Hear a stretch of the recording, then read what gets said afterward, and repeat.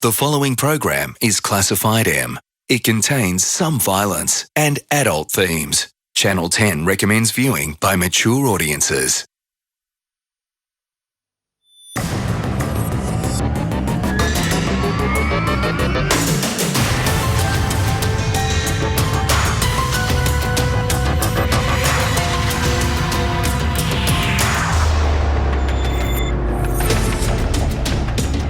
Hello and welcome to Wanted, where you can help solve crime.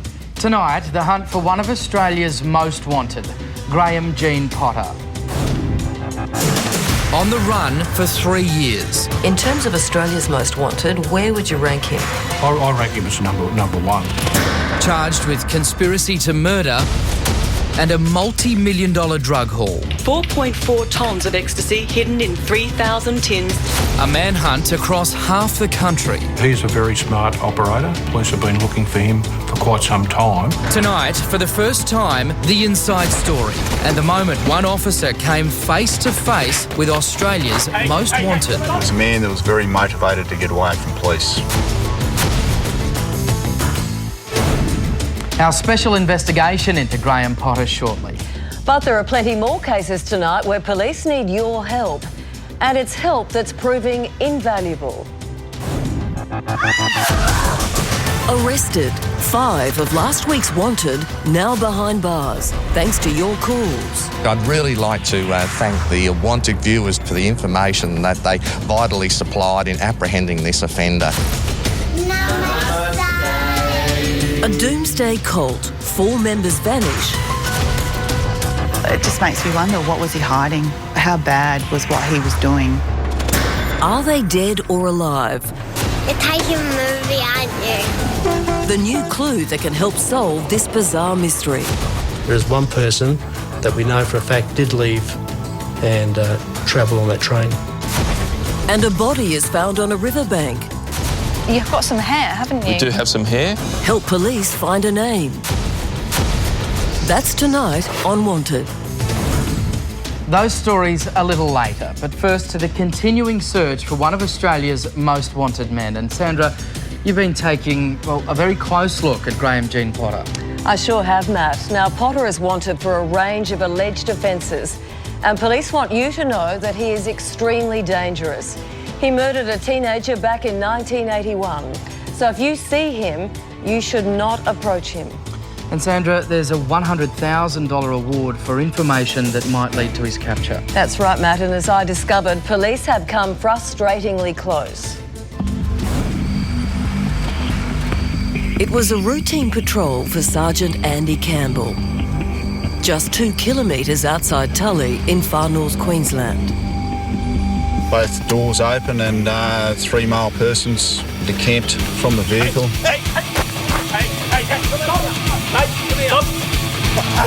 Settle down. One of the male persons, he was arrested. 2 others that had gone off to the right-hand side of the vehicle into really thick, heavy scrub. We could hear them going through the scrub, but it was just pointless going in after them. What Andy Campbell didn't yet know was that one of the men that bolted was being chased by police across Australia. In terms of Australia's most wanted, where would you rank him? I rank him as number one. Well, what is it that puts Graham Jean Potter on the top of the most wanted list? Potter is wanted in Victoria on 2 conspiracy to murder charges. He's facing federal police charges relating to importation of ecstasy, $440 million worth. Graham Potter has long been known to police. He married his childhood sweetheart, Cherie Jones, in 1982. In 2002, they moved here to Coles Bay on Tasmania's isolated east coast. It's hard to imagine a more tranquil place. I didn't doubt that they were just a couple of new people coming into the area and wanted to start a new life. They'd picked an isolated block with a beautiful view, a bargain at $28,000, and began building their dream home. Graham and I signed a house, drew it up, and we built it. Graham was very relaxed here. Had a lot of goals and dreams, and as far as the property goes. Everything went fine until we were finishing off, and Graham took offence at something I said and threatened to punch my head in, so I packed up and went home. One of Graham's favourite sayings was, I'd make a better friend than an enemy. That was one of his favourite sayings. Then in August 2008, the Potter's dream life came to an end in a dramatic police raid. A global drug ring busted. 4.4 tonnes of ecstasy hidden in 3,000 tins. Police swooped on homes across Melbourne, South Australia and Tasmania. Potter was one of those arrested and charged. He was extradited to Victoria, leaving his wife and new life shattered. Sheree was just devastated. She said, he promised me. And I go, promised you what? He promised me that this was our new start. Her whole world had fallen apart. Graham Potter was in jail in Victoria and now facing serious charges. But ever the optimist, he applied for and made bail in late 2009. We certainly, as Victoria Police, strongly opposed bail in the Magistrates Court, but the court saw fit to give him bail at that particular occasion. When he failed to show at the Melbourne Magistrates Court, Potter went straight onto Australia's Most Wanted list in early 2010. I would say that he's on the run because of the opportunity that he's going to go to jail for some time. After skipping bail in Melbourne, Potter made his way to far north Queensland. And gather is living down in a caravan park, and no one actually knew who he was or anything like that. This CCTV shows a very bushy and casual Potter in a caravan park store in Tully's Greenway Park. It's the most recent image police have of him. To Tully locals, he was just another blow-through, picking up casual work. He spent a month at a local turf farm with Pete Longworth. He was a good worker. Yeah, it's normal bloke. He wasn't loud or anything. Just done his job and it was fine. I had no complaints about him whatsoever. Not going to stand out in the crowd at all, that's for sure. Well, he's a person that has been able to blend into small communities in particular, as he is a nondescript type of person. He's very genuine when you get to know him, and he'd be friends with people rather easily. After 7 months on the run, Potter's luck ran out. Almost. As I was going back into Tully from Alligator's Nest, I observed a male person walking back towards town. At the time, he was only wearing a pair of jeans. I did see his face quite clearly. He looked at me and ran into bushland and wasn't seen again. The last official police sighting of Potter would be of him escaping into the scrub. He was a man that was very motivated to get away from police. He didn't want to be caught. After tracing the man's belongings to the caravan park, police joined the dots and discovered it was Potter. The word went around very quickly. Some people locked their doors basically for the first time in their entire lives. I copped a heap of flack about him getting away. It wasn't long before a clean-shaven and bald Potter turned up 130 kilometres northwest, this time in Ravenshoe. As always, he was hoping that a small, sleepy town might provide the perfect cover. Potter spent 4 months here doing odd jobs. Then, just before the police came, he shot through. Maybe 4 or 5 days after I last sort of served him the last time, the detectives turned up here, and so they were sort of hot on his heels. They knew who they were after and what they were looking for. This time he travelled to Sydney by train with a female companion. We believe that he travelled with that woman from Queensland to Sydney. Then in March this year, police again came frustratingly close. He was now hiding in tiny Cobram in the Riverina. Police and sniffer dogs descend on a campsite in the Cottadidda State Forest after a tip-off overnight that it belonged to Graham Potter. A false alarm this time, but every lead is being followed. Every time we find a location where he is and he's forced to move, allows us to get one step closer to him. Locals aren't so sure. I think he'd be a bit smarter than that. He's been able to avoid them for a while now, but I'll catch up with him. Oh no, he's gone. He's gone, for sure. Where he's now gone is anyone's guess. What would you say to Graham Potter if he was listening to this interview? I'd say to Graham Potter, give yourself up. You've got nothing to lose but everything to gain by giving yourself up. At some stage we will catch you and we'll put you before a court of law. So either you directly give yourself up or go to a solicitor and make an approach to us at the Piranha Task Force, but we're keen to negotiate a surrender with you. So, Sandra, he has been so skillful for, 3 years now at evading police, but it would appear that the number of places for Potter to hide is diminishing. They certainly are, Matt. Now, police have seized his Coles Bay property. It's important that people take a good look at the image of Graham Jean Potter that we put on the screens tonight, because if they see him in the streets of regional and rural Australia, they do need to contact Crime Stoppers immediately. And not to approach him directly. No. Well, Sandra, another very dangerous man from last week is Michael Tillman. He was arrested and charged over an alleged attempted murder on the Gold Coast in 2010.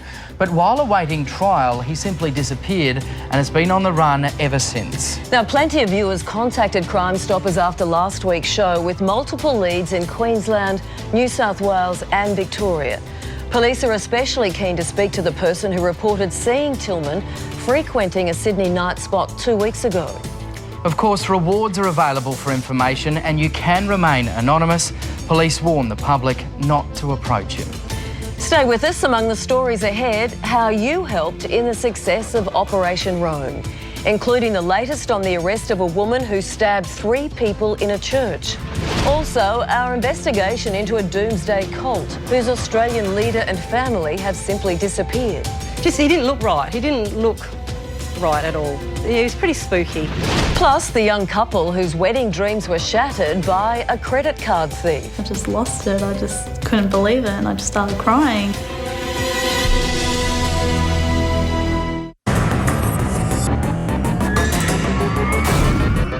You're with Wanted, and this is the young daughter who's missing, along with her family, possible victims of a doomsday cult. That story coming up shortly. And as we've mentioned, 5 of the 20 most wanted people targeted in our exclusive Operation Rome are now under arrest.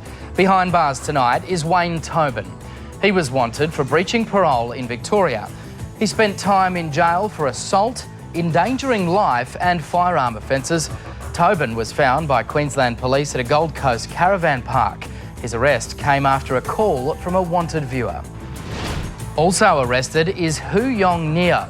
He'll now face charges of manufacturing and using fraudulent credit cards in Melbourne with an alleged financial gain of more than $135,000. Mohammed Hussein surrendered himself to Victorian Police after seeing himself on Wanted last week.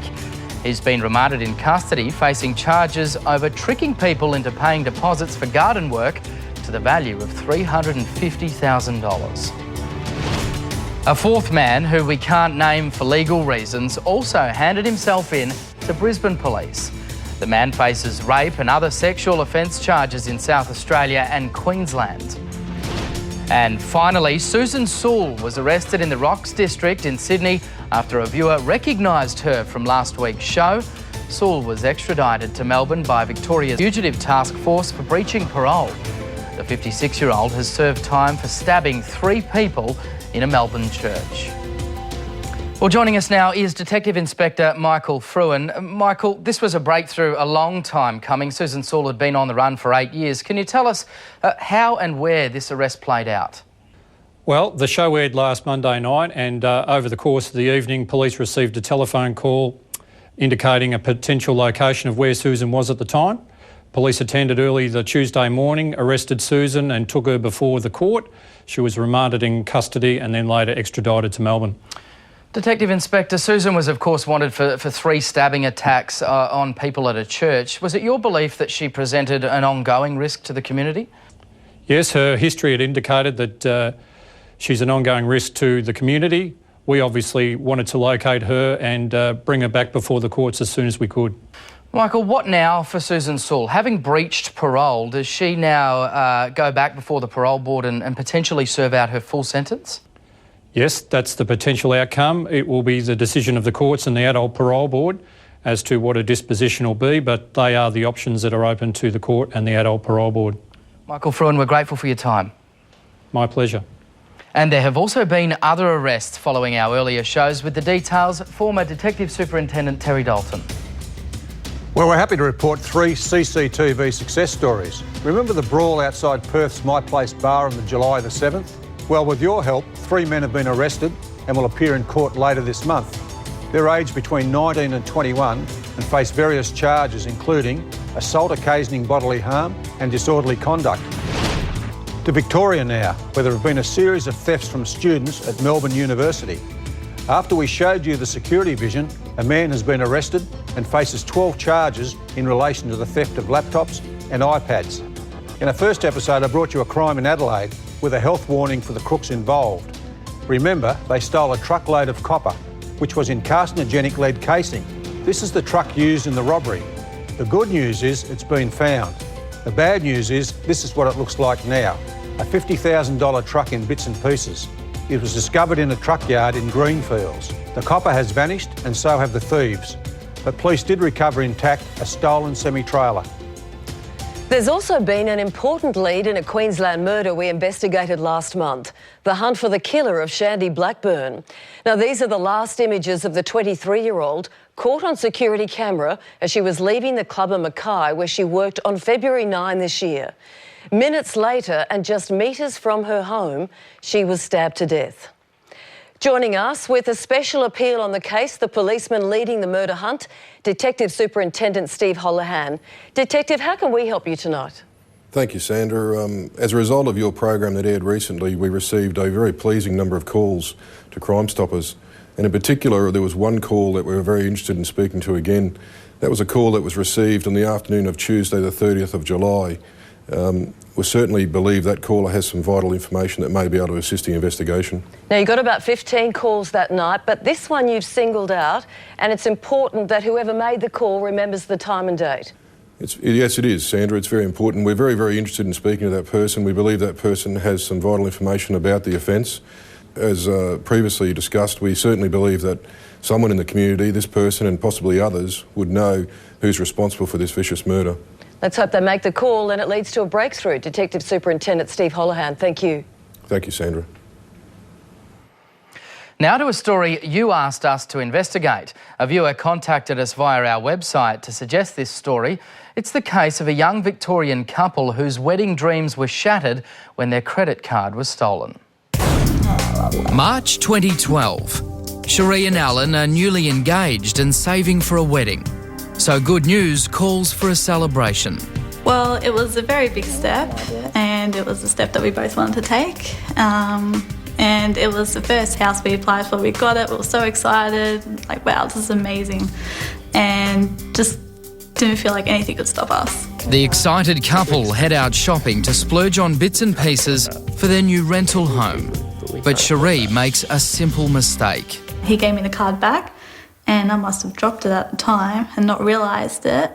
And I didn't realise until I got a call from the bank the next night saying, you know, all these transactions had occurred. $2,000 in wedding savings has literally been swiped. I just lost it. I just couldn't believe it, and I just started crying, and I just thought, how could this happen? I mean, $2,000, that's cost us at least 30 people that could have come to our wedding. Yeah. CCTV tapes from the stores at the time the card was used show this couple with a baby. Police are keen to identify them. The man, woman and baby visit stores in 2 Melbourne suburbs over 24 hours in March last year. Both are casually dressed Caucasians aged in their mid-30s. Do you know who they are? I suppose it was just, how dare you? How dare you spend my money and do this? And, yeah, it was just unbelievable. Now, thankfully for Cherie and Alan, their bank reimbursed that missing money and their wedding plans are now back on track. And if you'd like to suggest a story, just like the viewer who suggested that one, get onto our website, wantedtv.com.au. It's then as easy as following the prompts. Sandra? Thanks, Matt. More of Wanted after the break, including a special forensic investigation by Dr. Xanthe Mallett, hoping to give a name to an unidentified body. We don't know where he came from, we don't know his name, we don't know his background, his family or anything. Plus, the bizarre Australian doomsday cult with the mystery disappearance of 4 people, including a 6-year-old girl. You can't just disappear 4 people without someone helping you, because they walked out of the house and left everything in the house.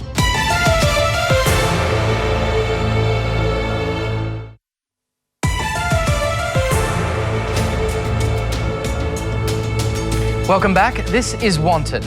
We're after your help again now with some more caught-on-camera crimes. The details from our former Detective Superintendent, Terry Dalton.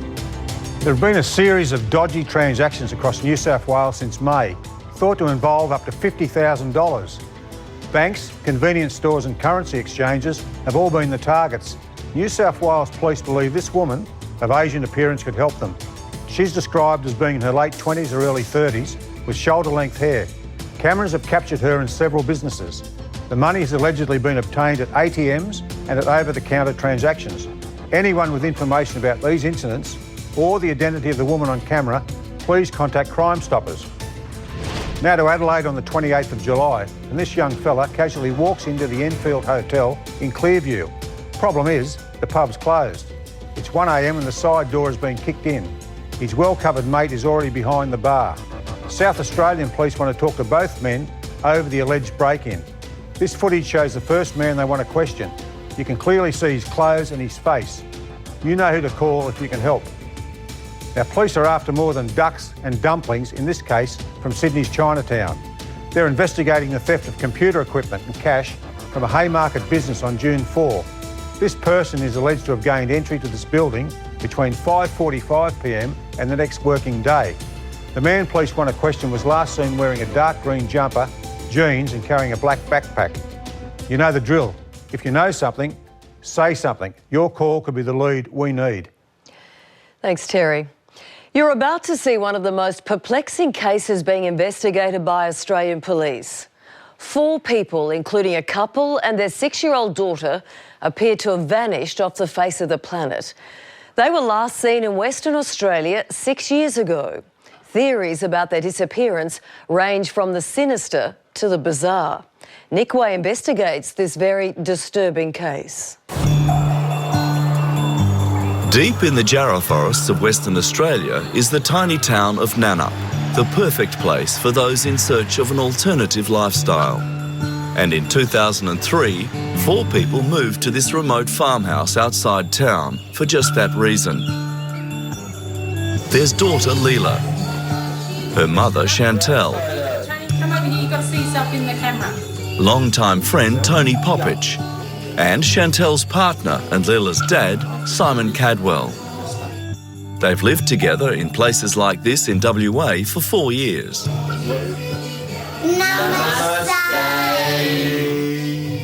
They're in their own world, aren't they? Really, though. The last time we saw her, just remembering her with her long hair flying around our back garden, around the rose garden. She's very loud and she's in your face. You're taking a movie, aren't you? Leela was absolutely gorgeous. She was a giggly little girl. She was full of life, good friend to my daughters. Just a beautiful little kid. Yeah, she's centre of her mum and dad's universe. While Simon doesn't work and spends most of his time inside the house, Chantel settles into Nannup quickly.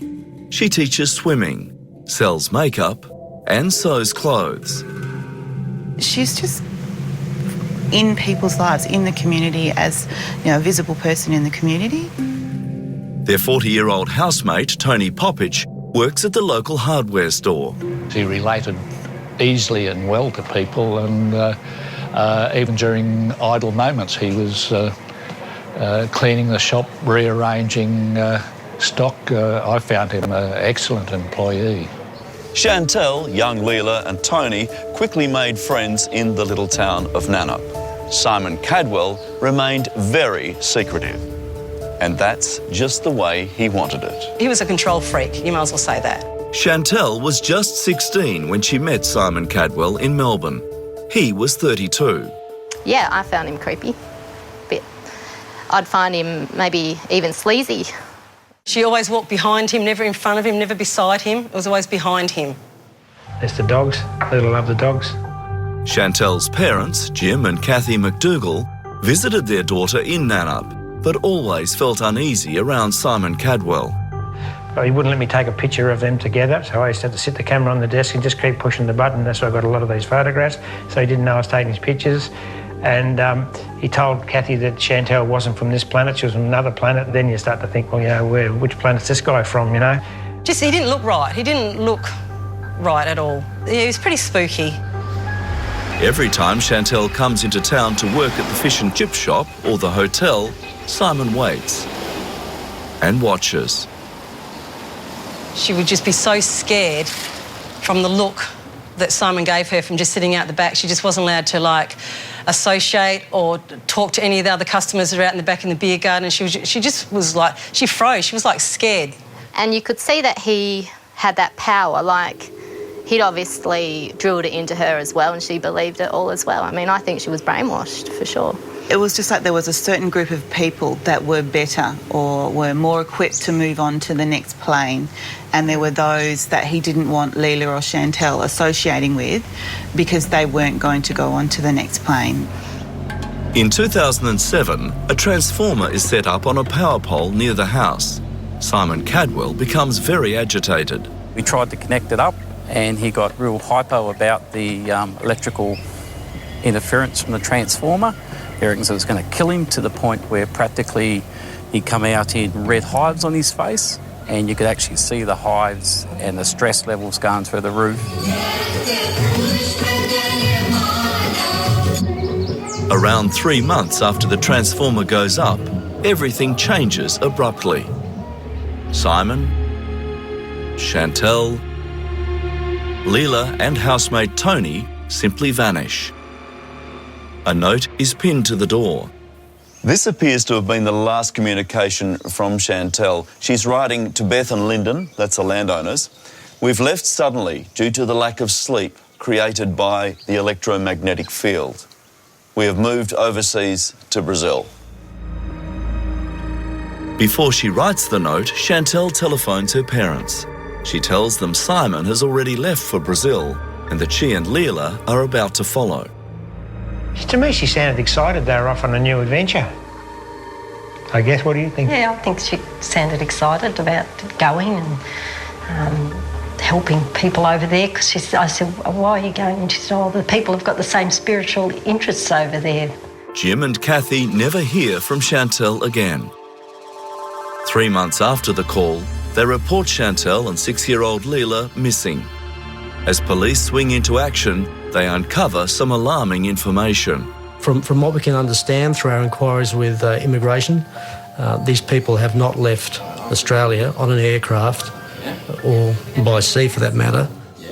Then, as police delve deeper into the case, they discover that Simon Cadwell is not the person he claims to be.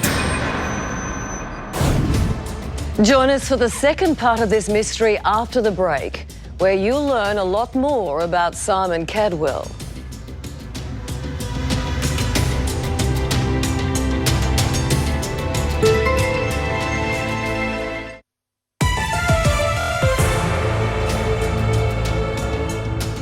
Four people from the remote town of Nannup in Western Australia disappeared 6 years ago, including 6-year-old Leela McDougall. The investigation into the mystery took a sinister turn when police delved more deeply into the background of the group's leader, Simon Cadwell. Nick Way continues with part 2 of this disturbing story. 6 years ago, Xanthe, her daughter Leela, housemate Tony Poppich and Simon Cadwell disappear mysteriously from this house. As the investigation begins, police discover Simon Cadwell is the author of a doomsday book, Servers of the Divine Plan, published on the web in 1998. It gains him up to 50 devotees from around the world. The book was about the coming of a new era after a 75,000-year cycle. Cadwell himself believed that we as beings existed on a higher plane. I remember them sort of saying that they don't belong on this earth and they can't wait to leave it. You know that movie Powder? It's a guy, he's a bit like an alien. I think he's albino. I've only seen it like years ago, but that was their favourite movie. And, like an alien, Simon Cadwell could steal other people's identities. His real name isn't Simon Cadwell. His real name is Gary Felton. And what's happened is he's assumed that identity by stealing a document belonging to a colleague in the UK and obtaining a false passport. It just makes me wonder, what was he hiding? How bad was what he was doing to have to do that? Simon's spiritual journey took him from ashrams in India to communes in America. Even here in Nannup, he tried growing a potent hallucinogenic herb, which he believed would help prepare him for Judgment Day. But the ayahuasca potion fails to produce the desired effect. His last web post is late June 2007. He writes, "I'm exhausted, and the only option left is to leave this world." He also tells one of his female American internet followers he's considering taking the suicide drug Nembutal with his family. His friend Sharon cautioned against such action and indicated to him that the death of his daughter Leela would amount to murder, at which Cadwell reneged on the idea and made mention that perhaps instead he'd wander off in the wilderness where they would live in isolation. You know, you'd hope you wouldn't be able to do that to your child, but if their beliefs are so strong and they're so brainwashed, you don't really know, do you? Around the same day Chantelle calls her parents for the last time, she also sells her car for $4,000 and banks the cheque. It's the last reported sighting of her. What I find intriguing about this story is, why would they sell their possessions, including their prized dogs and their motor vehicles, to relocate to Brazil, and to this day not 1 cent has been taken out of their bank accounts? The question is, was it murder? Or was it just an elaborate ploy to completely disappear? The fact that these people haven't accessed any of their bank accounts, haven't come under notice of any of the government agencies, does cause us serious concern that they may have met with foul play, and it may have been a murder-suicide pact. You can't just disappear 4 people without someone helping you, because they walked out of the house and left everything in the house and vanished. So here's the timeline of events here in Western Australia, but compounding this mystery, there were 3 suicides associated with the Cadwell sect shortly after. That's correct. Days after the disappearances, a man in Canada who was a disciple of Cadwell's beliefs committed suicide in his country, and a year thereafter a couple in Massachusetts in the USA did likewise. Intriguingly, 2 of those 3 people had visited Cadwell in Nannup sometime earlier. American Christina Parrott was another devotee who later committed suicide. Before taking a lethal dose of Nembutal, she wrote this letter to her parents. This world has become too oppressive and dense, barely breathe sometimes. This world has become so darkened and separated from the divine, struggling each day to find purpose, and felt that it was simply time to leave. So did Chantelle, Leela, Tony and Simon Cadwell also follow the same desperate path? Well, police have just released new information that throws the case into even deeper mystery. Days after Chantelle and Leela were last seen, someone using Tony Popich's mobile phone boarded a train to Perth. This person bought the ticket under the name of J. Roberts. There is one person that we know for a fact did leave Nannup and travel on that train. Less than an hour after the train arrives in Perth, A man calling himself Tony Poppich books a double room at a backpackers lodge. Given Simon Cadwell's history of stealing identities, was this really Tony Poppich? Or was it Simon Cadwell himself? He checked into the underground backpackers hostel in Northbridge, where he apparently produced photographic identification in the form of his driver's licence to the receptionist. Just before 7 the next morning, the man catches a taxi to the East Perth railway station. Once more, a train ticket is bought in the name of J. Roberts. This time, it's a ticket to Kalgoorlie. So, who got on the train that morning? Was it Tony Poppich? Or, once again, had Simon Cadwell assumed someone else's identity? All we're sure of is that the mystery man, J. Roberts, whoever he was, did board the Prospector that day. And he sat right here, that's seat 16 in car 3, Monday, July the 16th, 2007. And we would ask anyone who was on that service that morning, or for that matter, any Trans-WA service on that morning, who may have been in company with anyone by the name of J. Roberts, to give Crime Stoppers a call and pass that information on to us. Even after 6 years, Kathy and Jim McDougall still hold out hope that their daughter Chantel and granddaughter Leela are still alive and out there somewhere. We really love you both. We would love to just hear if you're okay and safe and happy, or if you need help to get some message to us, then we could help you. That's always been our message. Come home.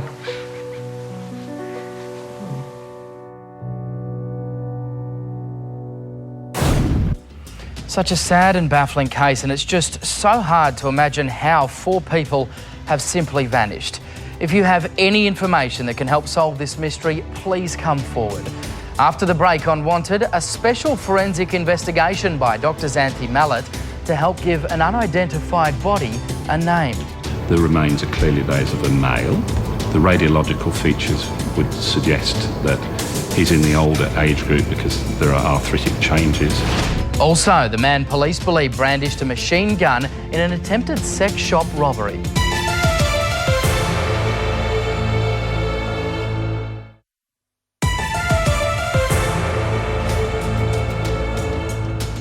Now to a sad reflection on how people can get lost in our society.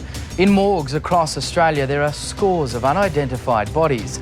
Their deaths may not be suspicious, but they lie there as John and Jane Doe's, unknown and unclaimed. In a special investigation, forensic scientist Dr. Xanthe Mallett looks at one such case where police are desperate for a critical piece of information, a name.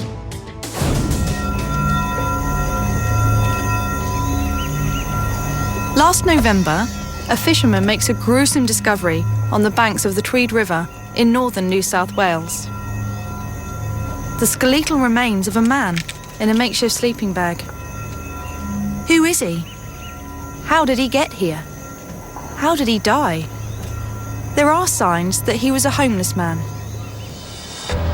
But Detective Inspector Brendan Cullen has very little to go on. This is the location where the deceased was found. I'm really glad that you've shown me, because it's not at all how I imagined it. I imagined like a small beach area where you actually may choose to sleep. You know, it's rocky. I mean, it's not at all, conducive to sleeping, is it? No, not at all. Not at all. So this is why you think possibly the floodwaters have actually come down and they've been brought up onto the bank from... Floodwaters or tidal waters, yeah. or just the natural flow of the river, so... And they could have come from anywhere? Anywhere. That's exactly right. That's exactly right. The body was found near the small town of Tombolgum, but it could have entered the river anywhere between Coolangatta and Murwillumbah, or even further upstream. We've got very little to go on. We don't know where he came from, we don't know his name, we don't know his background, his family or anything. Someone must know this man, but perhaps they're not even aware he's missing. Police have few clues. What was found with him was a sack-like bag, for want of a better word. There was a sheet inside that bag. There's some underwear. So this was what he was using as a sleeping bag? That's what we believe, yeah. So it's not your traditional sleeping bag. It's a sack that's made out of cloth or material. It looks to be maybe a cotton or a natural fibre, but it's got this unique pattern. Is this one of your key piece of evidence then, trying to get him identified? It really is the key piece of evidence. And as you said, it's not very large, so he could not have been a very large man to even fit in here. No, exactly right. There is one other important piece of evidence. You've got some hair, haven't you? We do have some hair. Could we have a look at? Sure. So this is the hair that was obviously his hair. That's right. Hopefully someone will recognise this. So we've got shoulder-length grey hair. Yeah. A blue hairband. Did you manage to get DNA? Yes, but we haven't been able to match that with anything that's on the DNA database. OK, no fingerprints, obviously. We have some hair, DNA. What about his dental work? Was there anything interesting or unusual that might help? Yeah, not a lot of clues there because he had no teeth. None at all? None at all, which would indicate to us that, that he did have dentures. Having been in the waterway, it's quite possible that they've come out of his mouth and are in the waterway somewhere. The man's remains are stored here. Until we can give him back his name, he'll be known only as John Doe. You know, we hope that the people who come here are actually identified, but sometimes that's just not possible. And they actually remain here as unknowns, John and Jane Does, until somebody claims them. Professor Tim Lyons is one of Australia's leading forensic pathologists. He conducted the autopsy on John Doe's remains. What can you tell me about the unidentified individual that I'm investigating? The remains are clearly those of a male. The radiological features would suggest that he's in the older age group because there are arthritic changes, and the death had occurred at least 1 to 2 weeks prior to the body being located. You can have as much forensic evidence as you like, DNA, fingerprints, but without a potential name to match them to, they remain unidentified. You're right. We have facilities for long-term storage, and they, in terms of the police missing persons unit, they would remain as an open investigation. It's tremendously sad that this man's whole life has been reduced to these last remaining items. And I guess you're pinning your hopes on this unique piece of cloth here and where that may have come from, and the grey ponytail. That's what people may remember. Yeah, all we have got to go on is what we have here today. Someone, somewhere, must have known and cared for John Doe and may still be looking for him. We really need the public's help with this one. Absolutely, absolutely. And without their help, we're no chance of identifying this person. Xanthe, this is such a sad case and not a great deal of evidence either. No fingerprints, no dental records available here. But you have been able to recover the victim's hair. Will that be of any use in trying to identify him? A lot of use. It's the morphology of the hair is what we can look at first. This is approximately the amount of hair. This is not the victim's hair, but recovered a lot of hair in this case, so a whole ponytail's worth. And we can clearly see what that looks like. It's kind of a sandy brown colour, losing its colour going through to grey, and it's quite long. That's going to help us identify in terms of how he wore it. But if we actually look at it under the microscope as well, you can clearly see by looking at the strand of hair that's very similar to his, this is a greying kind of hair, wow, that it's actually got no coloration running through that hair at all. So that's really going to help us. We know that he's not dyeing his hair, so we can describe that for people. Now, if I show you a different hair under the microscope, this is going to look very different indeed. Now, what we can see by looking at this hair is the distinction, the delineation between a coloured element going through to bleach. Now, this is actually my hair, so you can see where the hair colour has been completely stripped out and it's left with the bleach blonde. The difference is fascinating. Really fascinating. So this helps us paint a picture of what he might have looked like, but what about in an evidentiary sense, actually identifying him? Is it possible to recover any DNA from this hair? Sometimes you need quite a lot of hair, depends where the hair has been, if it's degraded. We have a lot of hair in his case, as I said, equivalent to that amount, and absolutely we can look at the molecular structure, the DNA, and either match that if somebody comes forward with a name to his own DNA or his family's DNA, so there's lots that we can do with it. Well, let's hope for his family's sake we can get that breakthrough. Xanthe, thanks very much. Now to another appeal for your help, this time over 2 missing people. Laura Harworth hasn't been seen since leaving for a late-night meeting in Queanbeyan. Her car was found in the Canberra suburb of Reid 2 weeks later on January 5 in 2008. Ever since, Laura's mum has feared the worst. The 23-year-old's mobile phone and bank accounts have not been used since she disappeared. Her mother is desperate to hear from her, as are Laura's 2 young children. And Lindsay Judas vanished during a fishing trip in February. The 55-year-old left his home in Port Hedland in Western Australia and made it up the coast to Broome. He was driving a white Nissan Navara with the Northern Territory number plates of LXX XXJ. A few days later, the four-wheel drive was spotted 1,000 kilometres to the east at Kununurra. To Laura and Lindsay, if you're watching, please get in touch with your families. Stay with us after the break, the latest on our appeals for your help in tracking down tonight's wanted. Plus, the machine gun bandit who holds up a sex shop.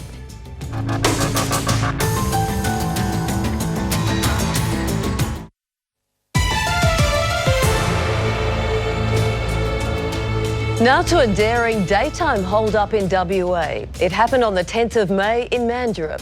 Here's Terry with the details. This is a stick-up with a difference. A young man walks into Cinderella's adult shop, but the masked offender hasn't brought his wallet. Instead, he flashes what looks like a submachine gun. Police say it's unusual. It has a distinctive front magazine and a folding stock. Despite what could be a very violent confrontation, it seems this gun may only fire blanks. The person behind the counter refuses to budge and the hooded offender flees, empty-handed. While we can't see his face on camera, a witness who saw the suspect outside helped police with this composite image. If you recognise him, you know what to do. Get on to Crime Stoppers. Thanks, Terry. And that number is 1800 333 000. Operators are standing by right now. And remember, you can report online and anonymously. You can also catch up with all our cases at wantedtv.com.au or even suggest a story. And you can join the conversation on Twitter at WantedTVHQ. The hashtag is WantedTV. Now to a recap of our cases. Graham Potter has been on the run for 3 years.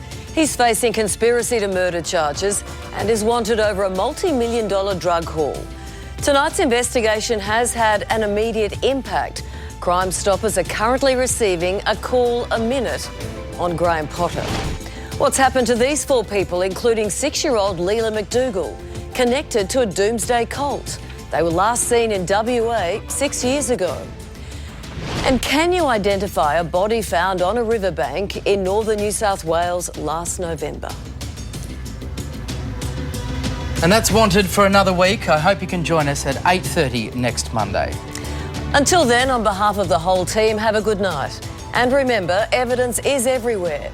So if you see something, say something.